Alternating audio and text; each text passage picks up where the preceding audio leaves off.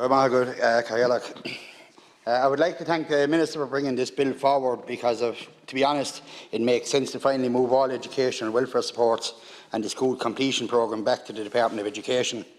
I believe that due to the very nature of the school completion programme, it shouldn't have been under the auspices of the Department of Children, Equality, Disability, Integration and Youth. Education is an extremely valuable resource.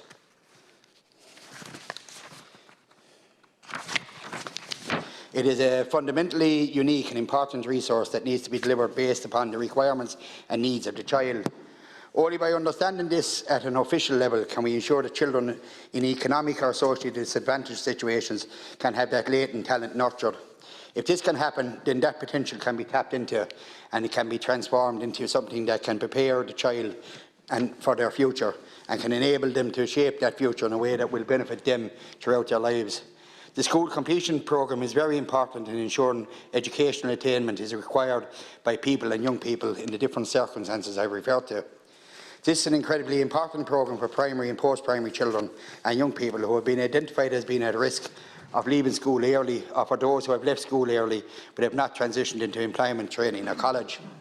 It is aimed at stopping children and young people falling through the cracks, especially at an age where ceasing education can have a huge impact on their future lives, but also at an age where the capacity and potential of a child can prevent that damaging situation from occurring. These are some of the reasons I believe this bill to be important. The school completion programme must be child-focused, for it is that young person who will absorb that education process in a way that can unlock the potential in that child. But since coming under the jurisdiction of TUSLA, the focus I am speaking of can become diluted in the overarching remit of TUSLA and therefore can veer away from the child-centred and education-centred approach. This can lead to situations in which a child who otherwise could have accessed the programme is not recommended a place. As the Minister for Education's main focus is on providing for the educational needs of children with all types of requirements and support needs, then I believe our children must be best served by giving this level of governance and oversight to the SCP to them. And while I have the opportunity, I would also like to speak about the Delivering Equality of Opportunity in Schools initiatives, or DESH programme, which the SCP provides schools with key supports. For many schools in my constituency, the DESH programme is hugely appreciated and seen as a very important factor in the education of children.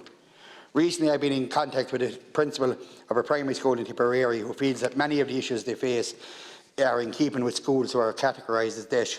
That principal is looking for support and advice in relation to being categorised as a DESH school. They are also anxious to see the results of the process that is ongoing regarding the redefined DESH programme.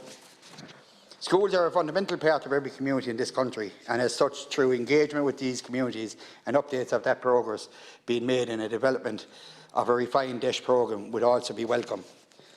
So indirectly, as in maybe to give that message here today, I would urge the Minister for Education to engage with all stakeholders in our communities, as I believe there is a certain shortcoming in this regard. I'll leave it at that, Carl.